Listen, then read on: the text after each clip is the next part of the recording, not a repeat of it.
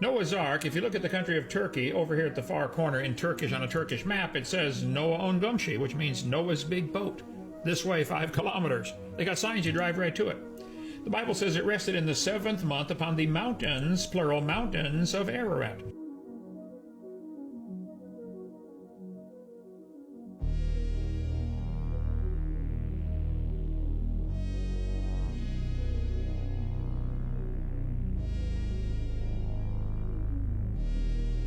Right here, Life magazine published the article about the high-altitude spy plane in 1960 that flew over eastern Turkey. And there's a mud and lava flow here coming off the mountains of Ararat. And they noticed this weird teardrop-shaped object in there. I said, what is that? Nobody thought much about it, but they did a few expeditions there and said, man, this might be Noah's Ark. In 1978, there was an earthquake. That area is very geologically unstable. And either it came up or the ground fell down. We don't know, but the result's the same. It's now sticking up out of the ground about 20 feet. And Ron and others verified that, hey, this is indeed Noah's Ark right there. Radar scans show beams underneath, deck timbers, heavy-duty lumber down in there. It was apparently bolted together with rivets. They knew about iron. Remember we read that in Genesis chapter 4, Tubal-Cain, an artificer of brass and iron. I mean, that was way back before the flood. That was Adam's great-grandson. So they find these rivets over there. Apparently, giant rivets were used to bolt the ark together. And it looked like it's made out of 3 layers of wood, plywood. One theory is that gopher wood means plywood, 3 layers laminated. And they cut a section of it off, and sure enough, there are 3 very distinct layers of wood, 4.5 inches thick. That's heavy-duty plywood. So the ark would have landed way up here at Kazan, which, by the way, is Turkish language means village of 8. Why would you name a village of 8? How many people on that boat? 8. Yeah, what do you think? Anyway, it's now way down here, 17 miles away, but there's the village of Kazan, Turkey. The biggest conspiracy theories ever. Part 1. The moon. We all know the moon landing was fake, but was it actually, or are these people hiding something? The first thing people think was fake is the flag, but if we look closely it has a support holding the flag straight across the top. The second thing is the mismatched footprint. This is a fake theory, because when they went to the moon they used an inner boot and an outer boot. The thing that doesn't make sense is how they done it. This is basically impossible because of the high radiation levels when traveling to the moon and on the moon. Say they somehow did the mission to the moon. How come only 12 people have been and no one's been since? Personally, I think they have encountered something that they can't tell the public as it would cause chaos, and this is alien sightings. Also from Earth, we can only see one side of the moon, so what's on the other side? Let's look at some clips of these alien sightings. NASA flight engineer Peggy Whitson films their mission and in the process, captures something out of this world. A strange object seems to be following. Look closer. It appears to be spinning slowly as if to get a better view. It's visible in the background for almost the entire 7-hour spacewalk. Social media blows up. Many speculate that this is proof of a UFO monitoring the ISS.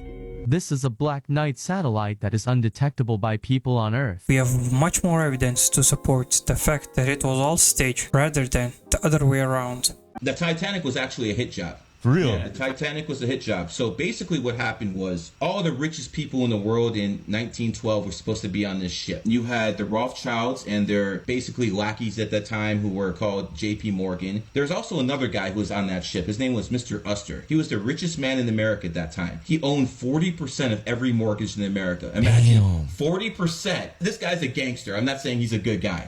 But basically, this guy was in the way of the Federal Reserve. They wanted to create a central bank. The Rothschilds. They can't just take someone out of that importance. This guy's just too important to shoot. Just can't kill him. So what they basically did, they made this big deal of, everyone going on the ship. And then in the last seconds, all the Rothschilds people exited the ship. Right before it was about to take off. The ship sunk. The richest guy in America died on the ship. All the politicians who he was basically bribing, all that money evaporated. So they went all to the Rothschild side. Yeah. And then next year, 1913, they started the Federal Reserve Bank, because there is no more opposition to it. Donald Trump might be a time traveler. We need to talk about this. Now, before you scroll, please just listen because this theory is crazy. Okay, so first we need to talk about this book, Baron Trump's Marvelous Underground Journey, published in 1893. Now, people think that this book is based on Donald Trump's son because there are very weird similarities. So in the book, Baron is guided by someone named Don, aka Donald, and Don tells Baron that he knows how to time travel and they travel to the present day. So that book is pretty crazy, but that same author wrote this book, The Last President, a few years later, and this one is literally insane. So this book follows Don as he becomes president. Now in this real book, when Don becomes president, there's tons of outrage and the world becomes so politically divided, much like Donald Trump's presidency. And guess what? Once this Don becomes president, he chooses someone named Leif Pence to be his vice president. Okay, now let's flash forward to actual history. This is Nikola Tesla. So if you didn't know, he spent his life trying to make a machine for time travel, and he claims that he actually did. Now when he died, the government looked over his papers and deemed it as not real. But Donald Trump's uncle was one of those people who looked over those documents that later went missing. Okay, so we have a guy named Don who becomes a president. Then we have Donald Trump. Did you know that if you look different in any kind of way back in the day, they might have put you in a freak show or publicized you? So today we're talking about Sarah Baartman. And she was one of the first black women known to be subjected into human sex trafficking. In TikTok, this is all factual information and this is just history. She was born in 1789 in South Africa and she had a large buttocks. And the reasoning of that is she had this rare disease, which is now called steatopygia, which basically means you have a lot of excess fat, and her buttocks was literally huge. And not too long after the passing of her husband, she signed a contract with William Dunlap, a physician, even though she wasn't properly educated or could even read, but the contract consisted of her to travel all over Europe and England and Ireland, where she'll work as a domestic servant, even though slavery was technically abolished then. But additionally, she would be exhibited for entertainment purposes. She was supposed to receive a portion of her earnings from her being exhibited, even though she didn't. And a part of the deal was for her to be able to return back to South Africa in 5 years. But however, the whole contract was false, and she basically had to be enslaved for the rest of her life, where basically she would stand up in these different exhibits like she was an animal, and they would just show off her body because people were so fascinated and curious by her body makeup. So she basically was this huge sex symbol, and they put her on display. And her owner also allowed her to be sexually abused by people that was willing to pay. And her owner generated a significant amount of money due to the public's fascination with her body type. And she sadly passed at the age of 26 in Paris in the year 1815. Now, they say the reasons are unknown, but I also read that it was from syphilis or different, diseases that, wasn't able to be treated, and probably complications from that. But it states that it's unknown. And y'all want to know the worst part about this whole thing? Even after she passed, they basically cut up her body parts and displayed them in different museums. So even after her passing, she was still just degraded. Like that's just so awful. And some of her body parts remain on display until 1974. Until 1994, South African Nelson Mandela formally requested that her remains be returned back to South Africa. And on March 6, 2002, y'all, her remains were returned and buried in her homeland. That is probably the most craziest, saddest cases I've ever read on. But let me know if y'all heard about this South African woman that goes by the name of Sarah Baartman that was basically publicized in a freak show. Her body parts were displayed right after she died. That's gruesome and gross at the same time. Okay, here is a crazy conspiracy theory that is definitely not talked about enough. There's a book written in 1893 called Baron Trump's Marvelous Underground Adventure. Now, we all know that's Donald Trump's son's name, but don't they also look a bit similar? In the book, Baron Trump is a time traveler, and his mentor's name is Don, as in his dad, Donald. And guess where the book takes place? Russia. And there have been a lot of investigations between all the sketchy shit going on between Trump and Russia.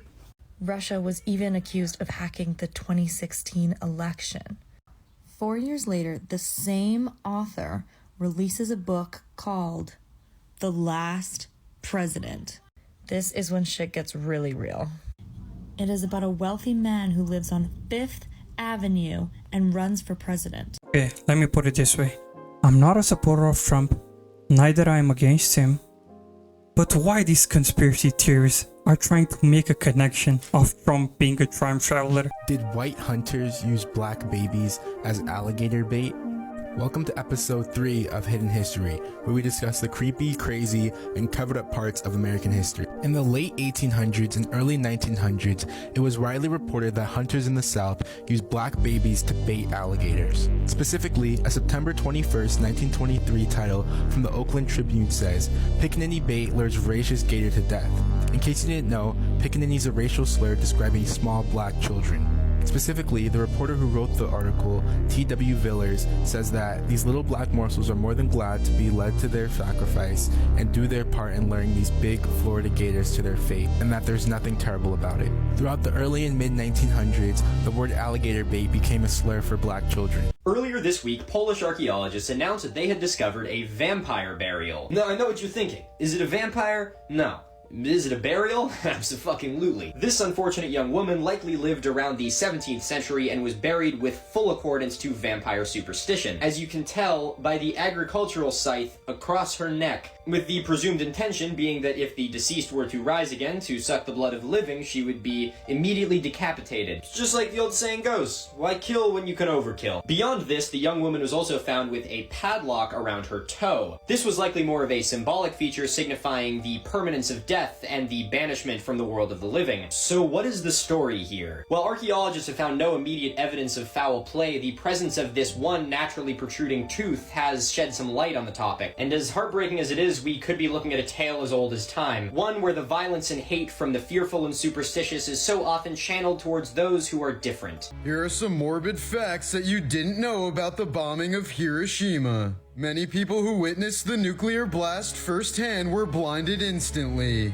Some were even left with permanent atomic bomb cataracts like this one. When the bomb was dropped, the blast was so powerful that it permanently burned the shadows of objects and people into the ground. Some Hiroshima survivors eventually grew black fingernails like this one. These fingernails contained active blood vessels and bled profusively when they broke off. If you're a certain distance from a nuclear explosion, you won't die immediately. Instead, you'll get third-degree burns all over your body and your nerves will be killed so fast that you'll barely even feel it. This happened to a lot of people in Hiroshima, and when rescuers would grab their arms to help them, their skin would slide off just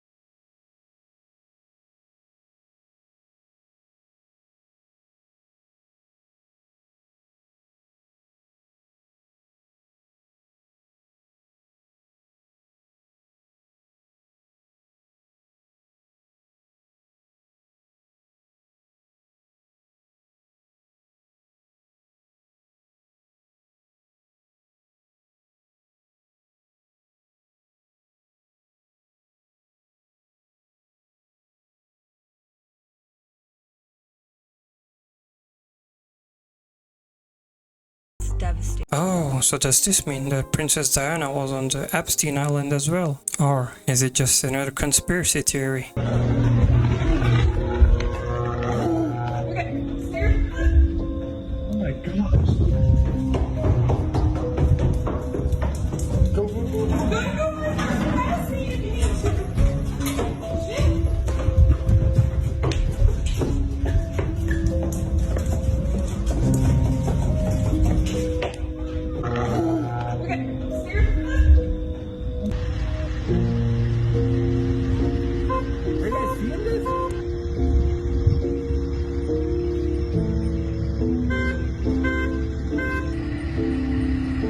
Well, I'm assuming there was some mysterious object which crashed into the pool. There's a theory that Dr. Seuss, the cat in the hat, is actually a metaphor for a drug dealer. What? Listen. Hold on. Cat in the hat. Cat in the Hat was a drug dealer? Cat in the hat. That's actually a term they used to call a cool person in like the 60s, 70s, 80s, right? Yeah. That cool cat. The theory goes that The Cat in the Hat is actually a reference to the mother's boyfriend coming into the house and causing trouble. Oh. And it just so happens Cat in the Hat may also be a drug dealer.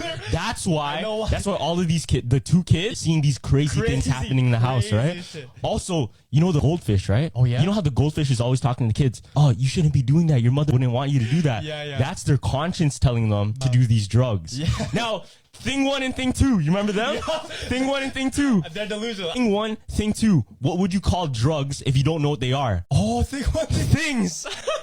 Thing 1 and thing 2 were notorious in the book and the movie to what? Cause trouble, wreck up the house, doing all these crazy things in the house. Right? Thing 1 and thing 2 is actually the kids on the drugs. No. The Evian theory. That's the one with the mountain, like the It's cool the mountain, bottle. yeah. And it's mad expensive, right? Just expensive as like Fiji and all that other bullshit. The theory goes, Evian is the rich people water. Rich people are trying to gatekeep this water because it's so good for you. It has natural electrolytes. It's literally made naturally in the mountains, fam. Yeah. And it's naturally alkaline. It does taste the best. And it tastes good. It tastes fresh. Now, this is the healthiest water. All the other water, I watched videos on this. They tested like harmful things that could be in other water, even spring water and all these other brands, Arrowhead water, all these different brands, they're not necessarily good for you. But the Evian water is one of the few that is. Now, the theory is rich people made it that expensive so that they have their water supply. Okay. And when they go to the store, they know, oh, all these poor people aren't going to buy it. But let's just keep it this high so that we can buy it whenever we're in town. This snow is weird.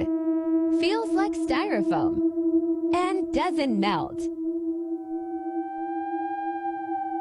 So does it have something to do with harp? Even The Lion King, that story of The Lion King wasn't originally Disney. I was gonna say, it was like an anime, right? It's a Japanese story. They just took that whole story and used it in Lion King. Here's the thing though, that whole story also similar to another thing, Hamlet. The Lion King is the same as Hamlet.